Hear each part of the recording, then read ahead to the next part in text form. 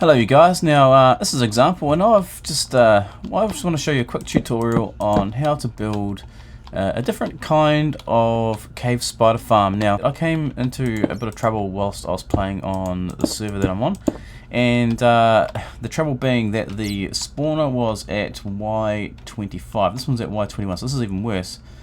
And I wanted to make a string farm by dropping the spiders and having them collect on hoppers. Now the problem is that because we're on Y21 and Y25, I can't drop the spiders 23 blocks, the distance that it needs to take to kill them, because we don't have enough room. I also didn't want to build a drowning trap because, let's just face it, the spider AI always changes and they can swim. And yeah, so I've come up with another idea. So I want to give you a quick tutorial on how to build one of these, the same kind of design that I built. I haven't seen one on YouTube. I haven't even looked that hard either, but I haven't seen one built like I've built it. So maybe this will be of help to you if your spawner is right above bedrock or there's no room to do anything. Now we are going to need to be able to go down. Let's see, probably another 6 blocks below it or less. And that's just to do everything we need to do in this room here. Right, so I'm gonna quickly just take a cut and prepare this room, or I'm gonna quickly take a cut and explain to you how big this room needs to be, I guess. Let's do that. Alright, so in order to prep this room, what we need to do is we need to go out this way 4 blocks, that way 4 blocks, this way 4 blocks, and that way 4 blocks, so we're going to end up with a 9x9 room. We need to go 2 blocks above and then place a roof, and then 2 blocks below and put our floor, and then we need to put some water down. So I'm going to go ahead and start looking at this. So we're going to go, this is first block, 2, 3, 4. So 1, 2, 3, 4. This is our wall. We want to keep that wall, and then we want to go this way. So we want 1, 2. So 1, 2, 3, 4, and then this would be our wall. Alright, so we're going to make a 9x9 room first, and then I'm going to have to put a roof back on this since we don't actually have one. And so that's going to be my ceiling there, just 2 blocks above the spawner. And so I'm just going to go quickly ahead and arrange that, so I'll catch up with you when I'm done. Alright, so I've prepared a 9x9 room, and now at the moment we've got 2 blocks above the spawner. We need to go down 2 blocks, but I just want to quickly show you what it kind of looks like. So we've got 1, 2, 3, 4 blocks, then wall, 1, 2, 3, 4 blocks, then wall, 1, 2, 3, 4 blocks, then wall, and so forth. So on this one here I've put glass. Now this is where the spiders are going to come out. Now you're going to have to make a bit of room around this side of the spawner, or whatever side you want to stand on, because we're going to be placing some other elements in here which need a lot of room. Alright, so I've used glass here because I want to see what's going on inside the spawner. So you can do the same thing if you like. Yeah, and I've just left the doorway so I can get through here. I need to better get through there while I'm still doing this. Now, I'm in creative, so there's no spiders spawning, and it's on peaceful, so there's going to be nothing here. And survival, you're going to have to light this place up pretty good. And also watch your back because you're going to have mobs walking through here. I also haven't loaded up these caves or mine shafts properly either, so you'd need to do that. Right, so the next step we need to do is dig 2 blocks below the spawner. Not 3, just 2, not 3, just 2 blocks. And we're going to put some water down. So I'm just going to do that, and I'll get back to you when I've gone down another 2 layers. Alright, so we've dug down another 2 levels, so now we've got a 9x9x5. Now that's going to be fine, but we need to put some water in here. Now we're going to do a couple things with this water. Let's go grab ourselves a bucket of water. Now I'm going to place 1 bucket of water in this corner and 1 in that corner, and then the water's going to wash me to this point here.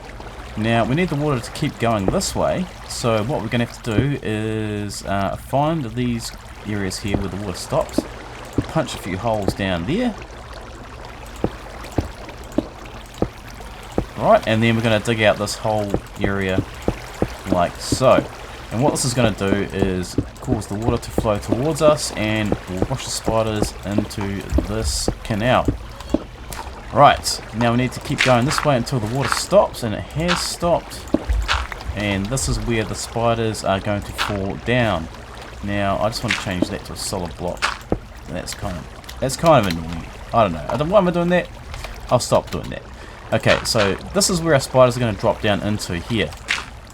Now this is where we're going to deal with those spiders. We're going to turn them into string. Alright, so I'm just going to clear this room up a little bit more and prepare it for the final parts of this this build. So hold on. Okay, now before I forget, which I almost did, I need to go in here and gingerly break this torch and place down 2 glass blocks above the spawner. Now there's a reason for that, because we don't want spiders spawning on top of there and just sitting there. We want them to come down into this trap. So that's what that's for. Now we need to do this. We're going to leave a 2 high gap there, and then we're going to bring it in to a single block high gap. Now if you're doing this with regular spiders, I think this size might have to be bigger. I'm not sure if it's the height or width. But if it's width, that's fine. This design will work with the bigger spiders if it's width. And it can be modified to fit the regular spiders anyway, so it's not such a big deal. But this is specifically for cave spiders, in case you're wondering. Right, so this is where our spiders are going to come in here. They're going to gather in this area. They're going to get pushed here by the water and then drop down onto this. Now, what we need here is we need to place a hopper. And we also need a normal chest. Where do we get those from? There we go, normal chest. So let's place our chest right here. Now this is where our items are going to be gathered into. We need to place a hopper in there, hold down shift, point it in towards that there and click on it. If you've done that already, jump on top of here, hold shift, click on that, and you've got your hoppers going in. So if we throw a block in, let's throw something in there. We'll find it in the chest. Awesome, that's what you want. So the spiders are going to be on here, and then they're going to be turned into string, and then the string's going to come in here. Right. Now, this is where this trap is going to... I'm going to reveal to you exactly what this trap is all about and how it works. Now, I was going to build a drowner in the original design, but I found that that was too difficult, and the spiders didn't seem to want to behave properly. So I've come up with an idea, and I want to crush the spiders and have their drops come into here, and I don't have to do anything. I just want to be able to stand here and collect string. Alright, so this is what we're going to do. We're going to build this in 2 parts, or 3 parts. Okay, this is the part where the spiders come in, the canal, the collector, and we're going to build a double piston extender, which is going to be a crusher, and then we're going to build a timer, which is going to time this whole thing. Right, so I'm going to utilize Mumbo Jumbo's double extender because I found that was the best one, and it's in the correct position, which is extending downwards, which is what I need. And it's also extendable, so you can actually extend it out in that direction I'm looking in. If it's the regular spiders and we need a 2 wide crusher, this design will work perfectly for that. Alright, so let's go ahead and start building this double piston extender. Alright, I'm going to try and do this from memory, and I'm pretty sure I'm going to fail. So what I need to do is I need to make this double piston extender. This is going to be my crushing block, so I'm going to need to have 2 pistons going into that. So that's 1, 2 pistons coming to that. We can get rid of that block, we don't need that. Now I need to wrap around the I need to wrap glass around here to there, and I need to place a fence post. Where is your fence? A fence post on this hopper. Now there's a reason for this. I found that when using a double piston extender, when this is all covered over, it works like an item elevator. So you crush a spider and then all of a sudden the string shoots straight up. That's when we have a solid block here, but because we put a fence post here, what it allows the item to do is actually shoot forwards. Now it'll either be collected by yourself or it will get collected by this hopper, and this is a really good way to do that. And also it allows items which get trapped in here, which don't quite get captured by the hoppers, to actually find you, so that's good. Right, next step, we need to work on the circuitry for the double piston extender, and I believe we need to wrap blocks all the way around here like this, so Let's see. Alright, so we put a block here. Where else do we stick these blocks? A block here, and we need some redstone here, and a block above that. Also need a half slab. Where are you? Let's grab one of those guys. The half slab goes there. And we need to place a block there. And one here and one there. Right, so that's the first part of that done. Now we need to do some more wiring. Actually, no, I don't need this block here. That block should not be there. Right, now we need to place some... No, going up. Some redstone. Let's go around the other side. Around the other side. Come around the other side. Around the other side. Here we go. Some redstone there, some redstone there, and then we need to place a repeater. A repeater going into this block and set that to, I think it's 3. Right, that's correct. And then we want to put some redstone dust here, and actually that block does need to be down here. So I did actually have that right, but I was in the wrong place. Okay, so then we need to put a repeater going into that block, and that's partially done. Alright, so then we need to find ourselves a redstone torch. There we go. Place one of those guys there. Some redstone dust there, another redstone torch here, and then a repeater going into that piston. Right, okay, so that's the double piston extender. Now to test it out, we need to find a lever. Let's find one of those, and come on, mouse. This mouse is terrible. There we go. We've got a double piston extension and retraction. Awesome. Thanks, Mumbo Jumbo. This is a brilliant design. Now, what you can do is you can actually extend this by adding another lot of pistons out this way, and that way, if we need a too wide area for killing normal spiders, we can actually do that with the system. So what we'll be doing, we'll be down here waiting for the spiders to come in, and that's pretty much it. So what I need to do is get onto the next part of this build, which is the timer. Now we're going to use a hopper timer. I just need to make some more space here too, by the looks of it. So I'm going to make some more space, and then we'll get ready to build the hopper timer. Now the hopper timer is going to send a signal into where this lever is here, and every now and then it will fire off and crush our spiders. So everything will become clear in a short minute or so. Alright, now we've just made a little bit more space. Now it's time to build this hopper timer.